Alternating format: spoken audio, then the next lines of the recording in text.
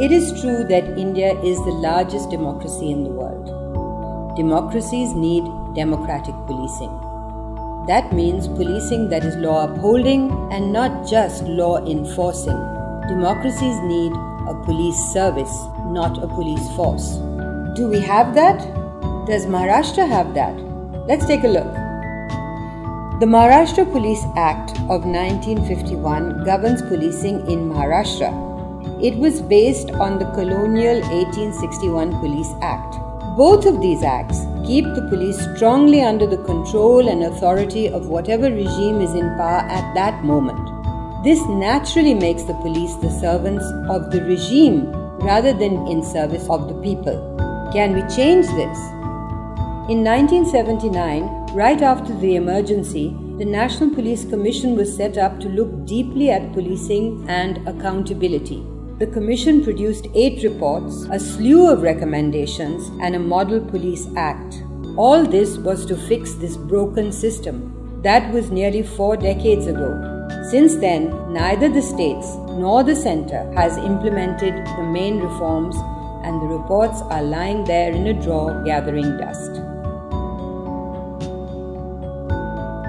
As a result, policing could never move towards becoming a public service organization. Then, in 2006, as a result of a PIL, the Supreme Court, in what is popularly known as the Prakash Singh case, thoughtfully distilled the NPC's many recommendations and crafted 6 clear directives that the states and union territories must adopt in order to fix India's policing problems.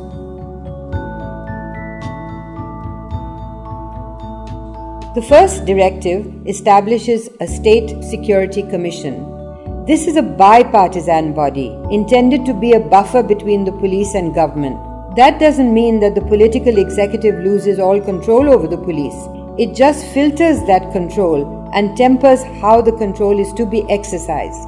The SSC is expected to lay down broad policy guidelines, look at policing plans, regularly assess police performance, and report all this to the legislature. This is a very good idea to prevent illegitimate political interference.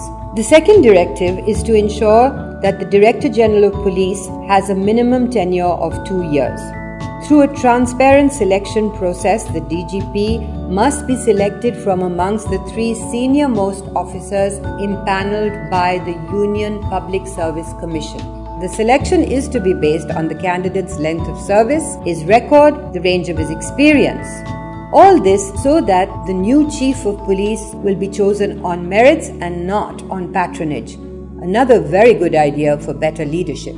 The third directive extends this idea to officers on operational duty all the way down to the station house officer.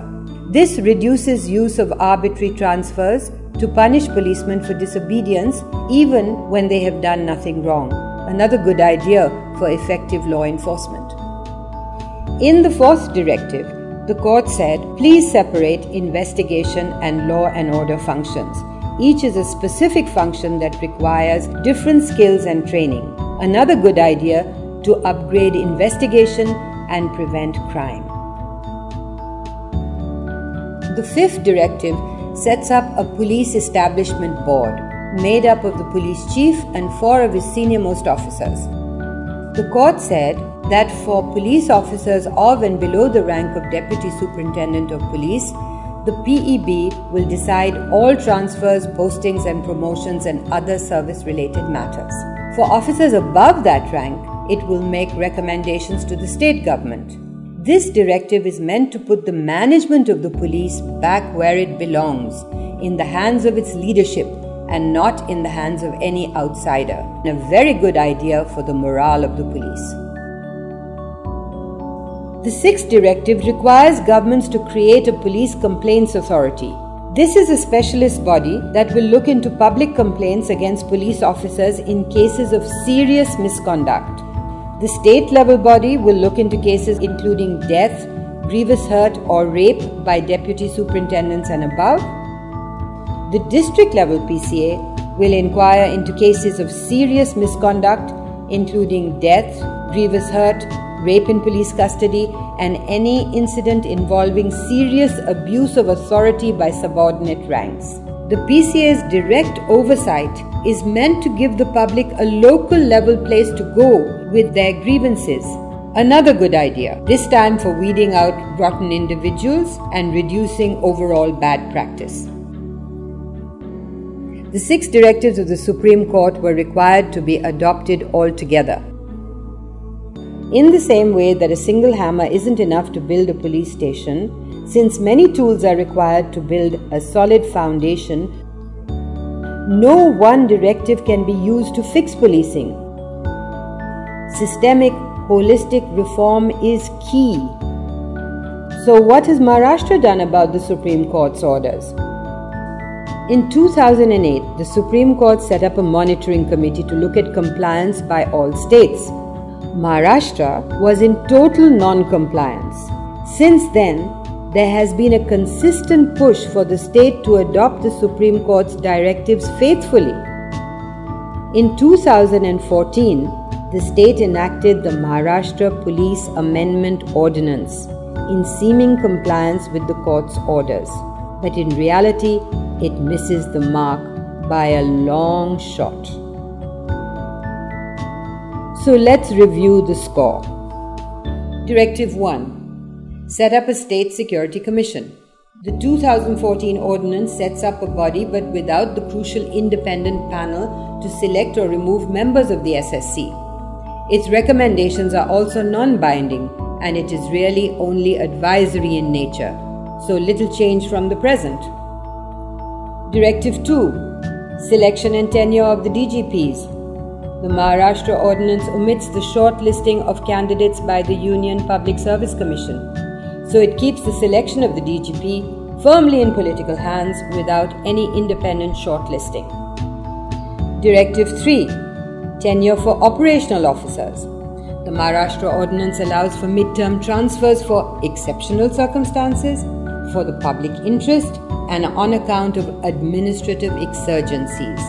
This makes it really easy to use discretion when the whole idea was to reduce discretions and arbitrary transfers. Directive 4. Separation of law and order from investigation. The Maharashtra Ordinance does not create new and specialized crime investigation units, but rests on the plea that this is somewhat already in place. Directive 5. The Police Establishment Board. The Maharashtra Ordinance deviates from the court's composition and brings in people outside the police leadership, so outside influence will still decide career paths and assess capabilities when this should be the job of the police's managers. Directive 6. The Police Complaints Authorities. Instead of being totally independent of the police as the Supreme Court required, now it has serving officers on it. No arm's-length process for appointing members, and to ensure its weakness, its recommendations are not even binding. So, not much relief for the citizen here. Can such an ordinance really make policing better for all of us? Or do we all lose, the police and the public? The situation on the ground doesn't look so good for Maharashtra. Maharashtra has the highest number of custodial deaths. There is a shortfall of nearly 10,000 officers. 56% of Mumbai's police are on VIP duty.